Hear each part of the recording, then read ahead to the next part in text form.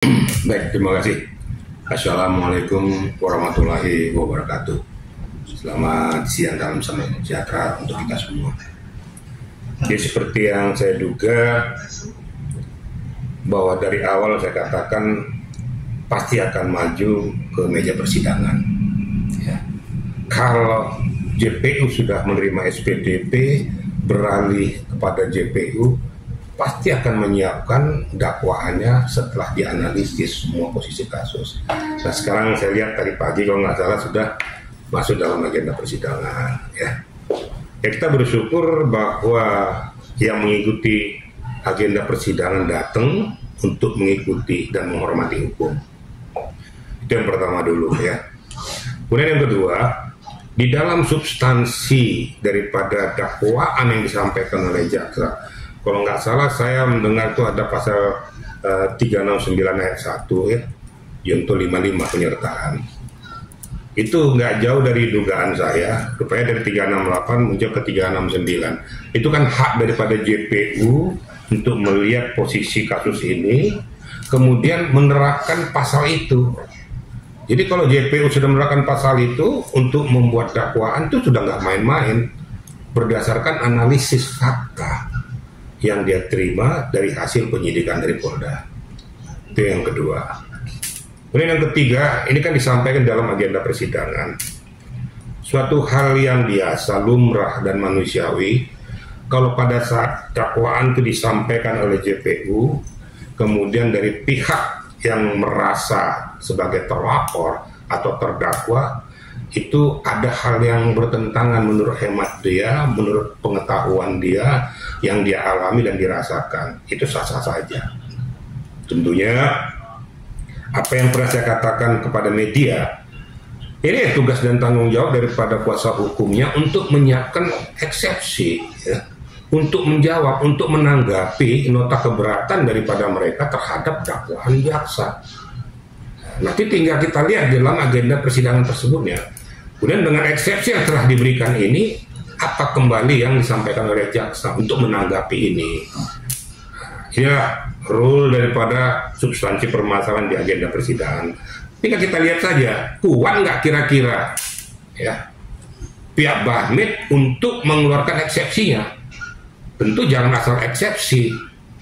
Tentu harus ada bukti fakta yang dia tunjukkan bahwa bisa mengamputasi atau menganulir daripada peristiwa itu, sehingga dia bisa nanti menelurkan suatu muatan yang menghasilkan pemenuhan daripada terdakwa itu sendiri, sehingga bisa kemungkinan dibebaskan. Tapi itu kan menurut kuasa hukumnya. Tinggal kita lihat aja bergulirnya agenda persidangan nih. Ya mudah-mudahan semuanya berjalan dengan baik. Itu yang ketiga ya. Yang keempat, saya juga monitor perkembangan setelah hasil persidangan. Kemudian kalau nggak salah ya mungkin tidak berterima kali Nikita Mirzani ya tentang masalah borgolnya. Saya sudah ungkapkan kepada media dan masyarakat, penggunaan borgol itu sudah ada SOP-nya. Siapapun, bukan masalah pembunuh atau tidak pembunuh, tapi itu SOP. SOP setiap berpindah tempat dari suatu lokasi ke lokasi yang lain, apakah itu tersangka, terdakwa, terpidana, harus diborgol. Dan itu berlaku secara internasional dimanapun. Itu sah-sah saja. Ya menurut hemat saya ya legolah Nikita Mirzani ya. Apapun itu namanya kan prosedur hukum yang harus dipatuhi. Ya, tentunya ya kita masyarakat juga melihatnya ya cukup prihatin dengan kondisinya, tapi memang itulah hukum yang harus dilakukan di Indonesia. Mungkin 4 pilar ini yang dulu saya sampaikan dulu, dari mulai agenda datang ke persidangan, substansi persidangan, dan akhir daripada persidangan. Itu kira-kira media ya. Kalau saksi si Reza kan hari ini dia nggak hadir, kalau nextnya dia nggak hadir, apa mungkin bisa penangguhan itu dikabulkan untuk Nikmir bila mana dia mengajukan? Tergantung kepada pihak JPU. Tapi kalau seandainya pihak Reza tidak menghadiri persidangan apabila sudah dipanggil oleh pihak pengadilan dari hakim, ya berarti dia juga tidak mematuhi aturan hukum. Itu nggak boleh. Setiap siapapun, jangankan pelapor, siapapun yang dipanggil ke meja persidangan yang ada irisannya dengan peristiwa itu, wajib hukumnya hadir. Itu perintah undang-undang, ya. Bukan hanya terlapor dan pelapor, termasuk penyidiknya diminta hadir untuk menjelaskan apa yang sudah disidik oleh penyidik, wajib hukumnya hadir. Demikian juga mungkin saksi ahli, mungkin saksi ahli bahasa, atau mungkin ahli forensik dan lain sebagainya. Semuanya itu kalau sudah perintah hakim adalah perintah undang-undang. Ya, tidak ada satupun yang bisa menganulir ini. Ya, masalah penangguhan, penahanan dan sebagainya itu adalah urusan hakim dan urusan jaksa. Itu mungkin yang bisa dapat saya sampaikan, ya. Tapi kalau petugas yang tadi sempat kawal Nikmir keluar, dia bersikap mungkin menurut Nikmir sedikit keras ya Pak, sehingga dia berteriak, gue kan udah diborgol dan gue bukan pembunuh, santai aja, pada ketakutan banget apa gue ngomong. Itu memang sikap mereka agak kasar atau seperti apa sih Pak? Ya, tinggal persepsi sebenarnya. Ini kan persepsi ya. Tinggal kita lihat situasionalnya. Ya, situasional Nikita Mirzani mungkin dalam keadaan terjepit dengan kondisi itu. Kemudian ada sikap tegas daripada pihak petugas. Itu kan sikap tegas jangan dikonotasikan bahwa itu keras ataupun mengintimidasi. Tapi dia kan bertanggung jawab dengan situasional itu. Kalau terjadi apa-apa dalam peristiwa itu yang kena ya dia. Untuk mencegah situasi ini, dia melakukan sikap yang tegas sesuai dengan etika prosedur. Nah, cuma ya jangan arogan gitu aja ya. Boleh tegas tapi jangan arogan, jangan semena-mena, karena itu juga manusia. Nah, tapi kalau seandainya dikatakan bahwa saya juga bukan pembunuh dan sebagainya, ya kita terima dengan segala lapang dada, karena mungkin situasional kejiwaan dia sudah terguncang dengan situasi ini. Dia juga manusia biasa melihat situasional ini dengan kondisi dia, kan dia kan merasa tertekan juga. Jadi kita dapat menerimanya dengan segala lapang dada. Nggak usah kita persepsikan ke macam-macam. Kalau saya berpersepsi, itu nuansa kebatinan di kita, dan petugas melakukan tugasnya dengan penuh tanggung jawab, dengan sikap yang tegas tapi terukur. Mungkin itu ya yang bisa saya jawab ya.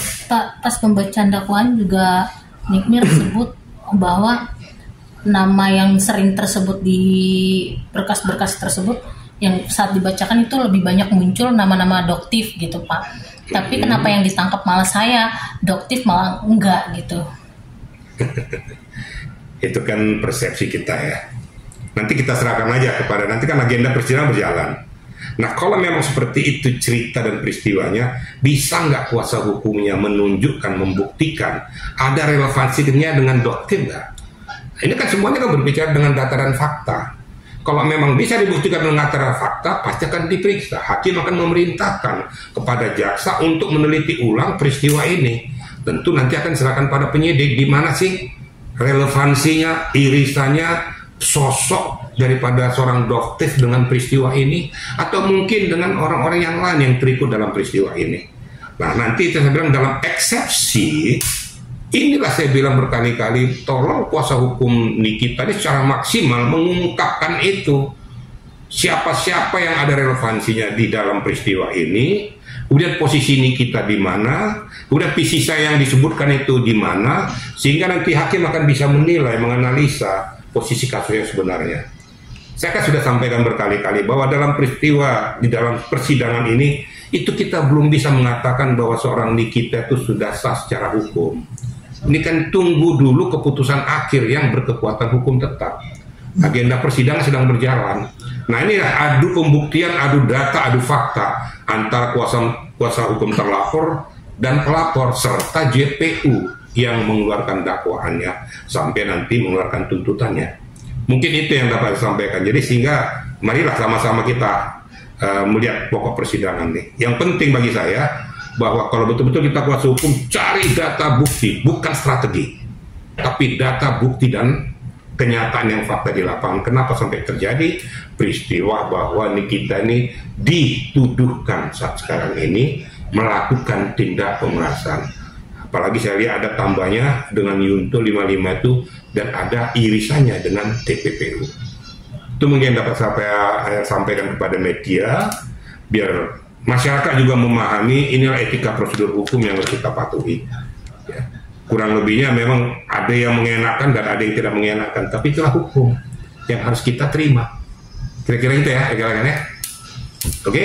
Oke. 3, 2, 1. Kasih. Singkat jelas ya.